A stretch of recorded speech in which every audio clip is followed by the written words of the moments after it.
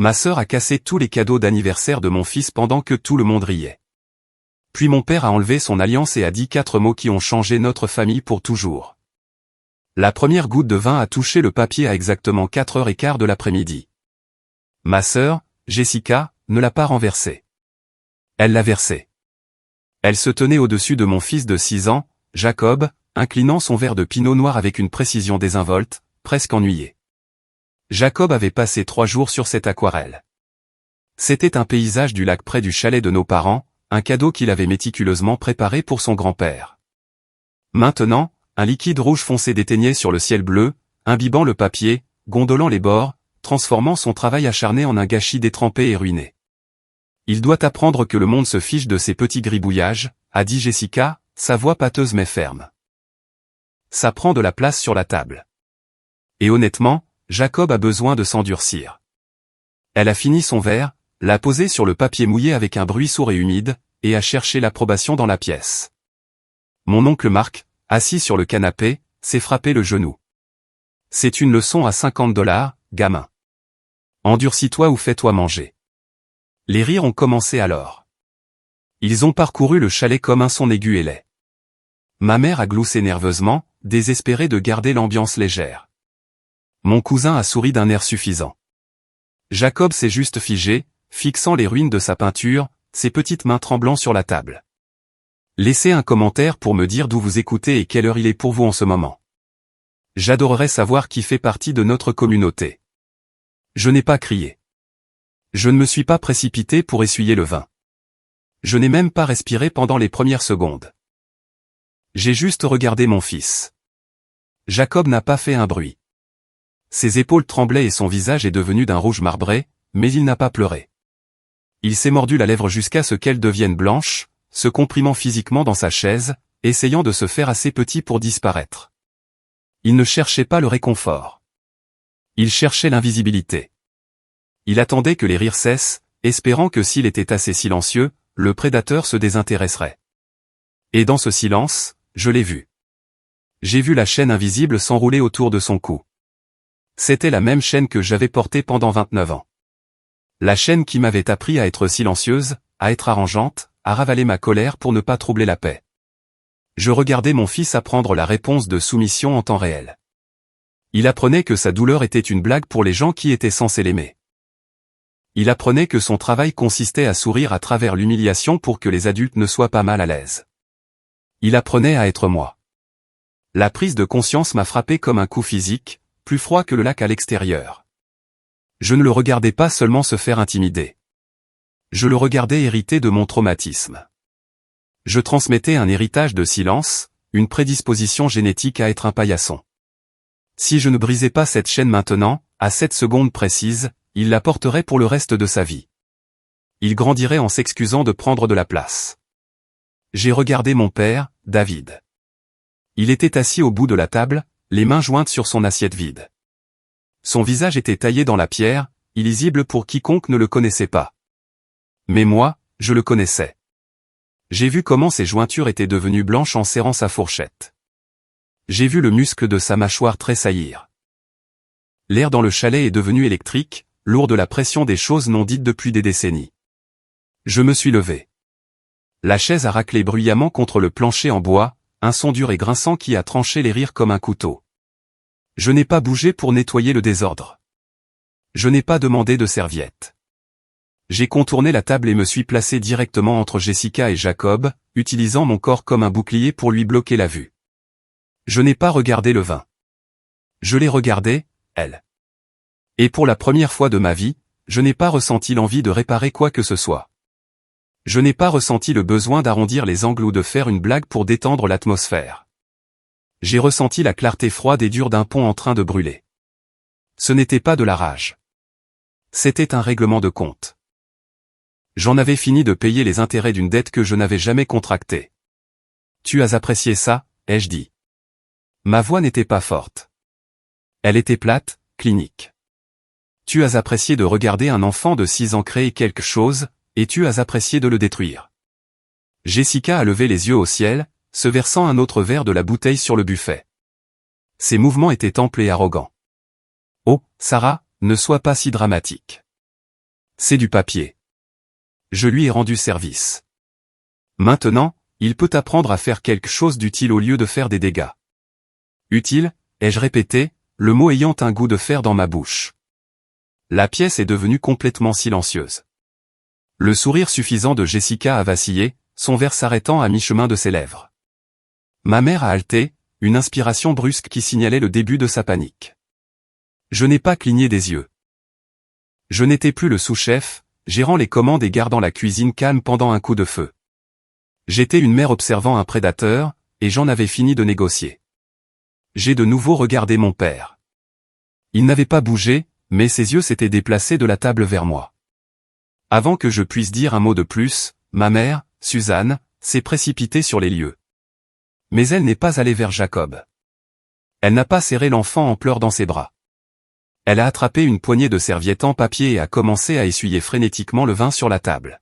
« Oh, Jessica, tu es si maladroite » a-t-elle gazouillé, sa voix aiguë et tendue, vibrant d'une énergie frénétique et désespérée. Elle frottait le bois, ignorant complètement la peinture ruinée. « Sarah, ne fais pas la tête. C'était un accident. Nous pouvons lui acheter un livre de coloriage, un beau, avec des autocollants. » Elle nous a regardés, son sourire trop étiré, ses yeux suppliants. « S'il vous plaît, passons juste un bon dîner. C'est la fête du travail.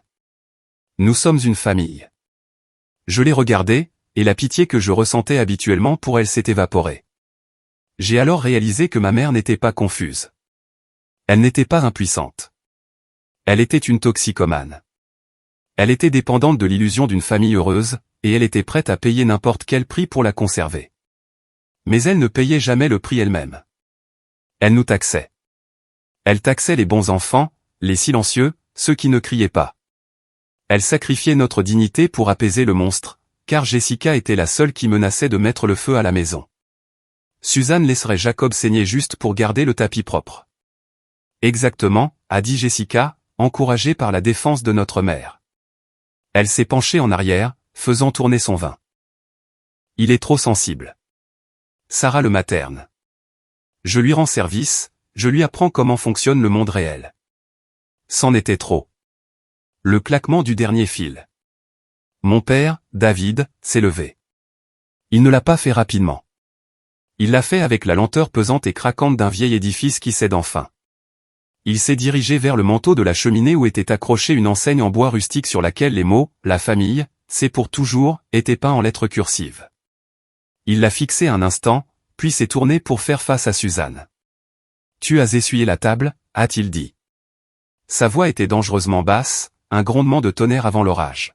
« Tu n'as pas pris de nouvelles du garçon. Tu t'es inquiété de la tache sur le bois. » Suzanne s'est figée, une serviette imbibée de vin à la main. « David, arrête d'être dramatique. J'essaie juste de... » « Tu essaies de maintenir la paix » l'a-t-il interrompu. « Mais il n'y a pas de paix, Suzanne. Il n'y a que le silence, et j'en ai fini de payer pour ça. » Il a baissé les yeux sur sa main gauche. Il a tourné son alliance en or. Elle était serrée, enfoncée dans la chair de son doigt. Il la portait depuis 40 ans. Il est allé à l'évier de la cuisine, a pompé une noisette de savon à vaisselle sur son articulation et a commencé à la retirer. C'était douloureux à regarder. Il a grimacé, tirant et tournant jusqu'à ce que la bague glisse sur l'articulation avec un bruit sec et humide. Il est revenu à la table. Il a tenu la bague au-dessus de la flaque de vin qui continuait d'imbiber la peinture de Jacob. Il l'a lâchée. Elle a heurté le papier mouillé avec un bruit sourd, éclaboussant des gouttes rouges sur la nappe blanche. « J'en ai fini de maintenir ta paix » a-t-il dit. « Et j'en ai fini de te protéger. » Le silence dans la pièce n'était pas seulement du calme. C'était un vide. Il a aspiré l'air du chalet. Ma mère a fixé la bague posée dans le vin comme si c'était une grenade qui venait d'atterrir sur ses genoux. Jessica a ri, un aboiement sec et nerveux. « Papa, tu es sénile » a-t-elle ricané, bien que ses yeux parcouraient la pièce. « C'est une peinture. Tu vas divorcer de maman pour un kit d'aquarelle à $5. C'est pathétique. » David ne l'a pas regardé. Il n'a pas regardé maman. Il s'est dirigé vers son sac de voyage dans le coin de la pièce. Il l'a ouvert et en a sorti un épais carnet noir relié en cuir. Il avait l'air vieux, le dos plissé, les bords usés. Il est retourné au bout de la table et l'a posée avec un bruit sourd. Je suis ingénieur en structure depuis 40 ans, Jessica, a-t-il dit, sa voix calme, factuelle, terrifiante. Mon travail consiste à suivre les fissures de contrainte, à trouver les failles avant que le bâtiment ne s'effondre. Je suis les défaillances. Il a ouvert le livre. Les pages étaient remplies de son écriture, soignée, précise, des colonnes méticuleuses de dates et de chiffres. Il y a 3 ans, a-t-il continué en parcourant la première page du doigt, tu m'as dit que tu avais besoin de 5 000 $ pour un prêt commercial. Tu as dit que ta carrière d'influenceuse décollait, mais que tu avais besoin de nouvel équipement. Jessica a croisé les bras en levant les yeux au ciel. Oui, et je t'ai remboursé, en grande partie. Qu'est-ce que c'est, un audit? Tu n'as pas remboursé un centime, a dit David. Mais ce n'est pas la question. La question, c'est que j'ai commencé à tout suivre. Pas seulement les gros prêts. Tout. Chaque fois que ta mère disait qu'elle avait besoin d'argent supplémentaire pour les courses. Chaque fois qu'elle retirait de l'argent pour des réparations à la maison qui n'ont jamais eu lieu. Chaque fois que notre compte d'épargne commun baissait pour des urgences. Il a tourné le livre pour que Jessica et Suzanne puissent voir les colonnes. J'ai noté les dates. J'ai noté les montants. Et puis j'ai engagé un jury comptable pour savoir où l'argent allait réellement. Suzanne a poussé un petit bruit étranglé. Elle a tendu une main tremblante. David, s'il te plaît, ne fais pas ça. Pas devant tout le monde. Tout le monde doit savoir, a dit David. Parce que tout le monde s'est moqué de Sarah. Tout le monde s'est moqué de Jacob. Tout le monde pense qu'ils sont faibles. Mais ils ne sont pas faibles. Ce sont eux qui paient la facture. Il m'a regardé alors, et ses yeux étaient remplis d'excuses profondes et douloureuses. J'ai laissé faire ça, Sarah. Je t'ai laissé penser que tu valais moins qu'elle. Je t'ai laissé penser qu'elle était spéciale et que tu n'étais que là. Mais je regardais. Je comptais. Il a tourné la page. Des reçus de virement bancaire étaient collés sur le papier. Ce n'est pas de l'argent de poche, Jessica, a-t-il dit. C'est une rançon. David a baissé les yeux sur le registre, son doigt traçant une ligne d'encre rouge. Le 14 août, il y a 2 ans. 12 000 $. Tu as dit que c'était pour un achat de partenariat de marque. Le 3 avril de l'année dernière. 8 000 $. Tu as dit que c'était pour des frais médicaux. Il a levé les yeux, rencontrant le regard terrifié de Suzanne. Mais le plus gros, c'était il y a 3 ans, le soir de la fête du travail. Celle à laquelle nous n'avons pas assisté parce que tu as dit que tu étais malade, Suzanne. Suzanne secouait la tête frénétiquement maintenant, des larmes coulant sur son visage. David, arrête. S'il te plaît, protège le nom. La voix de David s'est élevée, craquant d'une fureur que je n'avais jamais entendue. Tu n'as pas protégé le nom. Tu as protégé une criminelle. Il a tourné la page. Cette fois, il n'y avait pas de reçu. Il y avait une copie d'un rapport de police collé sur le papier. Les 174 000 $ n'étaient pas pour des prêts commerciaux, Jessica. Ce n'était pas pour des cadeaux. C'était de l'argent pour acheter le silence. Jessica s'est figée. Son arrogance s'est évaporée, remplacée par une terreur soudaine et brutale. Elle a regardé la porte, mais n'a pas bougé. Il y a 3 ans, a dit David à la pièce, Jessica est rentrée ivre d'une fête. Elle a heurté une voiture en stationnement, puis elle a heurté un piéton.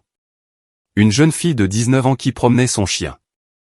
J'ai eu le souffle coupé. La pièce a tourné. Je me suis souvenu de cette période. Jessica avait voyagé pendant 1 mois. Maman avait dit qu'elle était en Europe pour se trouver. Elle ne s'est pas arrêtée, a poursuivi David. Elle a pris la fuite. Un délit de fuite. Suzanne sanglotait dans ses mains, son corps se balançant d'avant en arrière. Tu as pris notre argent de retraite, a dit David, la voix tremblante. 174 000 $. Tu as payé un avocat pour enterrer l'affaire. Tu as payé un règlement à la famille de la fille pour que cela reste en dehors du tribunal civil. Tu as payé le garage pour réparer la bosse au noir. Tu m'as dit que c'était un litige de stationnement. Tu m'as dit que c'était réglé. Il a refermé le livre d'un coup sec. Le son a résonné comme un coup de feu dans le petit chalet. Vous avez volé notre avenir pour couvrir son crime. Et puis vous l'avez laissé s'asseoir à cette table et se moquer d'un garçon de 6 ans parce qu'il faisait une peinture. Vous l'avez laissé détruire son travail parce que vous lui avez appris que la destruction n'a pas de conséquences. Il a regardé Jessica, qui était pâle, sa bouche s'ouvrant et se fermant comme un poisson. Tu n'es pas une femme d'affaires, Jessica. Tu n'es pas une influenceuse. Tu es un passif, et ta mère est ta complice. Le silence qui a suivi était lourd, suffocant. C'était le son d'un mythe familial qui mourait. Jessica a essayé de se ressaisir. Elle s'est levée, lissant sa robe coûteuse, essayant de convoquer l'arrogance qui l'avait protégée pendant 33 ans. Elle a regardé le registre, puis David, et a ricané. Et alors? A-t-elle craché? C'était un accident. Maman m'a aidé. C'est ce que font les mères. Elles aident, contrairement à toi. Elle a fusillé David du regard, le menton haut. Tu es juste jaloux parce que maman m'aime plus.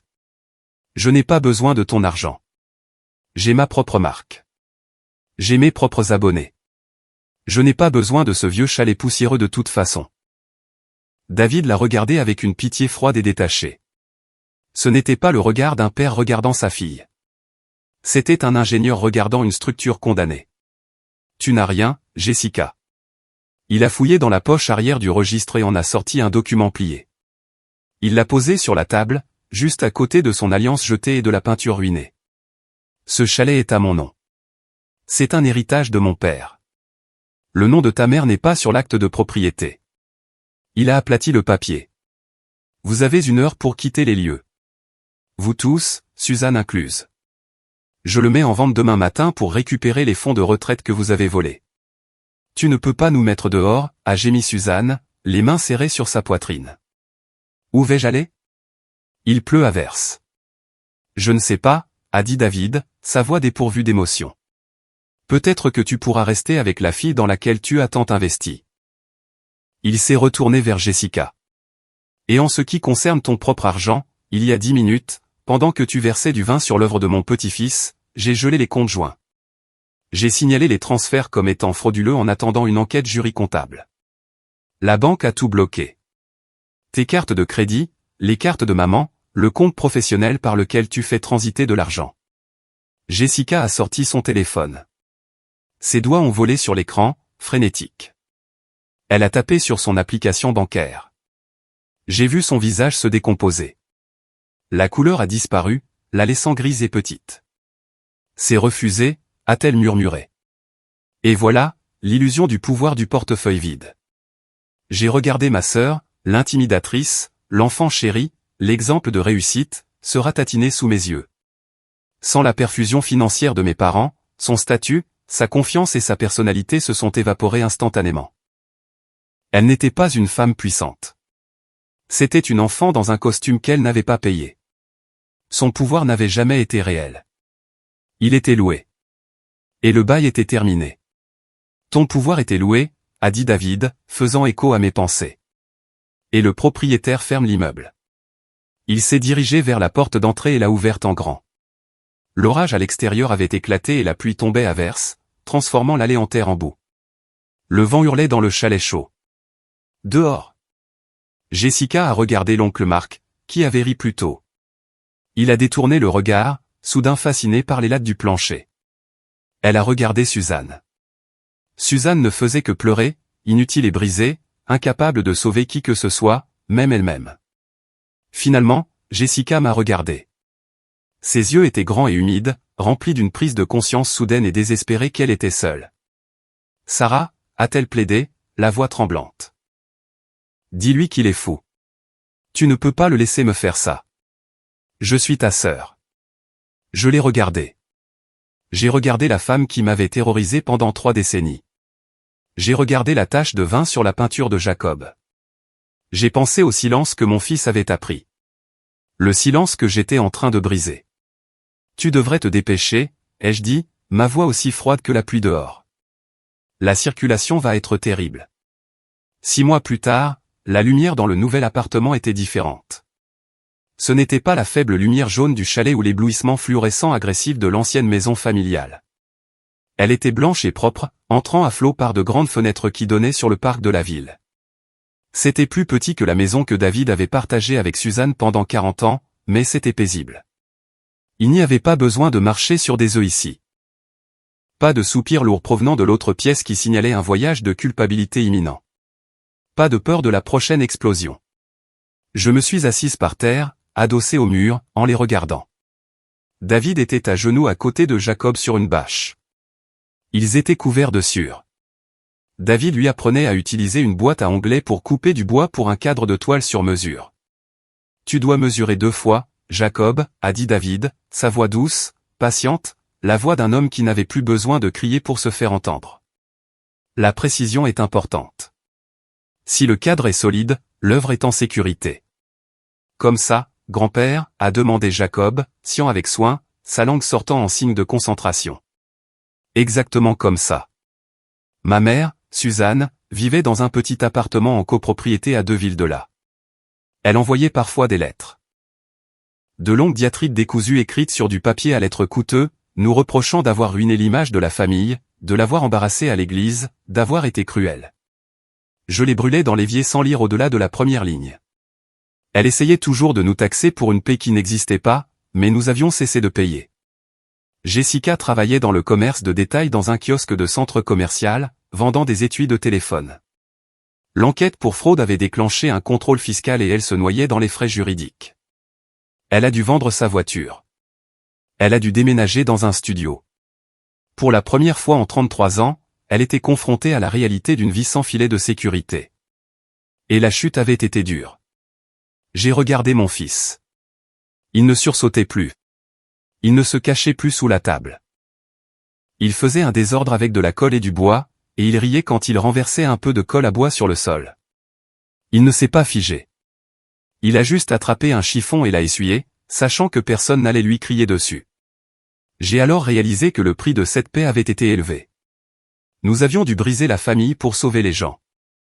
Nous avions dû incendier la structure pour sauver les fondations. C'était un coup lourd, mais en regardant les épaules détendues de mon père, en regardant le sourire facile et léger de mon fils, c'était la meilleure affaire que j'ai jamais faite.